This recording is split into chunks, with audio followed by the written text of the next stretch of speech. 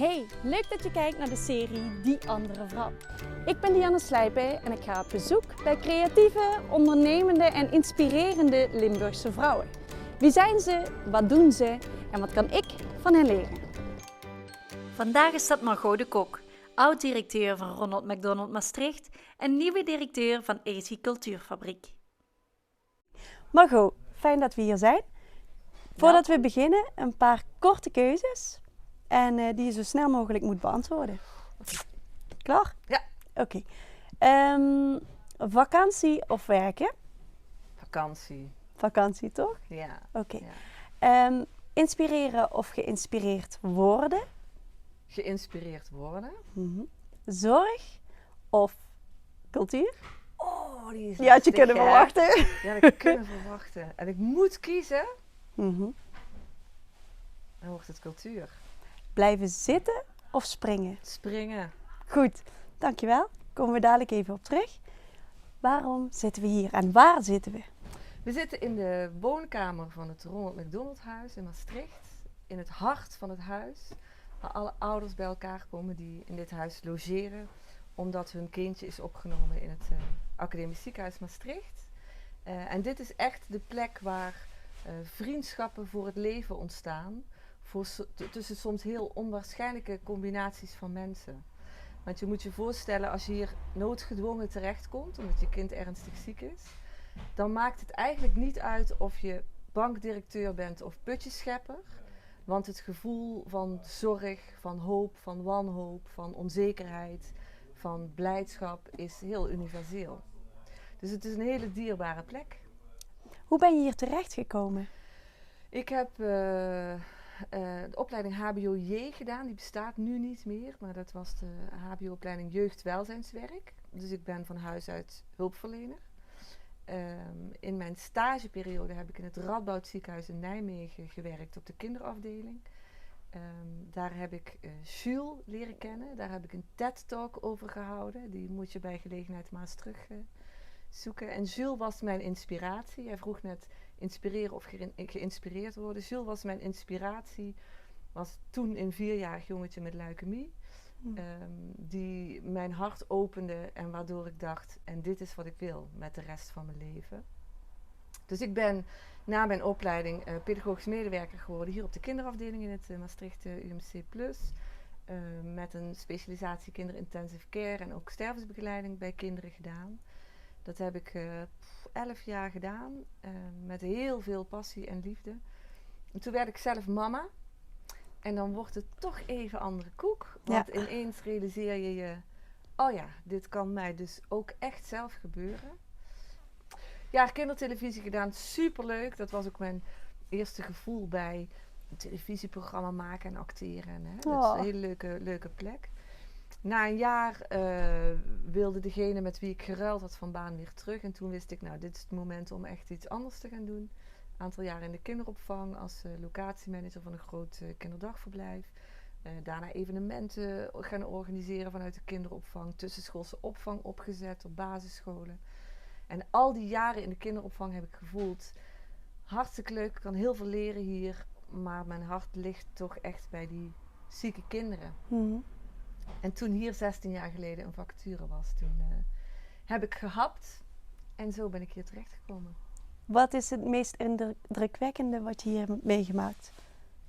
Ook dat heeft weer te maken met geïnspireerd worden. Ik heb hier ouders leren kennen die verschrikkelijke dingen meemaakten. Ouders die niet 1, maar 2 kinderen verloren. Ouders die kinderen hadden die uit het raam waren gevallen of geschept door een auto. Nou, al die verhalen die zullen me altijd bijblijven. Maar de inspiratie zat hem in het feit dat als ik aan wie dan ook van die ouders vroeg, hoe doe je dat in godsnaam? Zeiden ze stuk voor stuk, ik heb toch geen keus? En de essentie daarvan is dat je niet kan kiezen wat je overkomt in het leven, maar dat je wel kunt kiezen hoe je daarmee wil omgaan. Ga je met je kop onder de deken liggen of ga je het aan? Snap je wat ik bedoel? Ja. En dat heeft mij altijd buitengewoon geïnspireerd. En het heeft me ook altijd de drive gegeven om op deze plek zo hard te willen werken. Omdat door altijd te verkeren in de omgeving van mensen die in zo'n situatie zitten, ga je heel dankbaar in het leven staan. Want ik realiseer me elke dag hoe goed ik het heb. Ik heb een geweldige man. Ik heb 2 fantastische dochters die het goed doen, die gezond zijn, die gelukkig zijn. Ik heb een leuk huis. Ik heb een leven waarin ik vakantie kan nemen. Ja. Ja, dat heb je niet, hè? Ja. Dus ik ben eigenlijk ongelooflijk blij met kleine dingen. En dat komt echt omdat ik hier gezien heb wat de grote dingen zijn. Mooi dat je het kunt leren van je werk. Ja.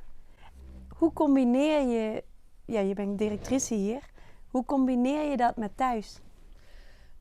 Is dat soms moeilijk? Ja, dat is altijd moeilijk. En dat heeft te maken met het feit, ik zeg dat ook altijd over deze baan, dit is niet een baan, dit is wie je bent.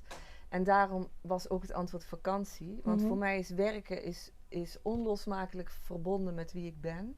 Ja, dus je moet je voorstellen, dit huis gaat 24/7 door, 365 dagen. Hier gaat nooit de deur dicht. Hè? Nee.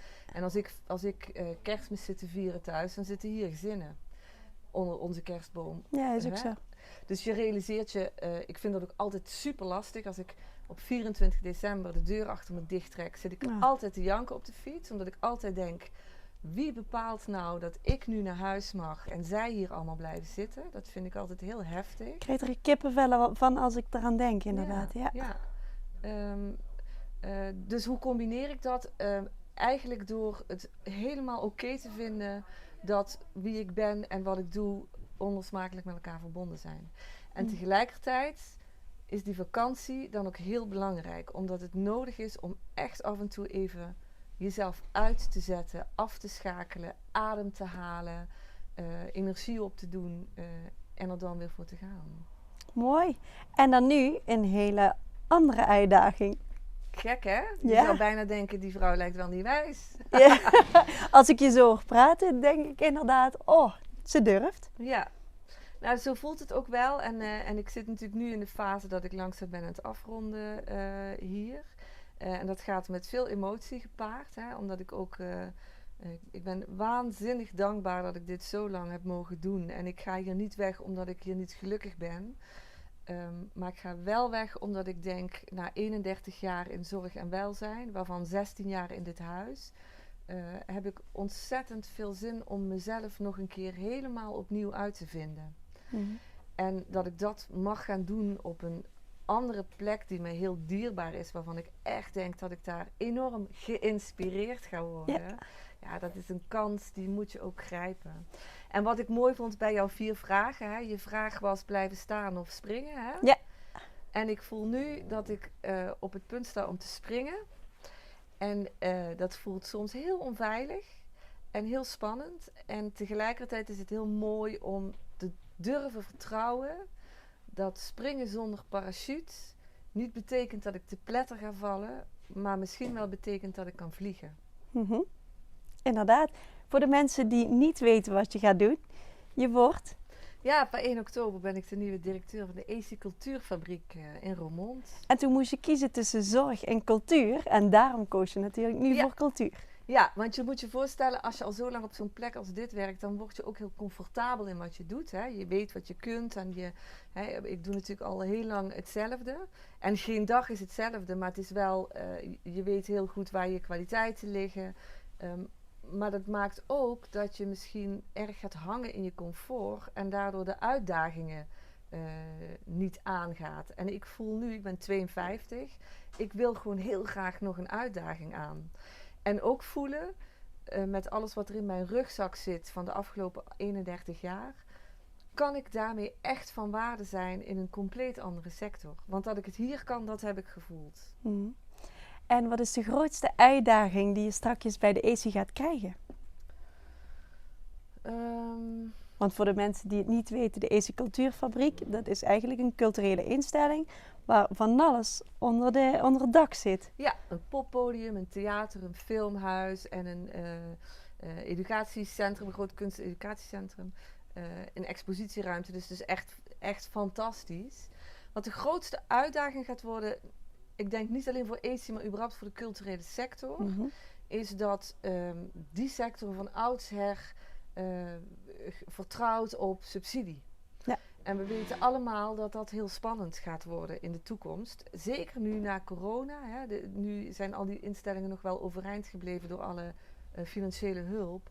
Maar er komt een toekomst aan waarin dat niet meer zo vanzelfsprekend is. En ik geloof, en dat is wat ik hopelijk kan meenemen, dit huis is niet gesubsidieerd. Dus hier hebben we alles gedaan op basis van relaties in het netwerk en samenwerking en dwarsverbanden. En mensen weten te verbinden aan je. Storytelling. Hè?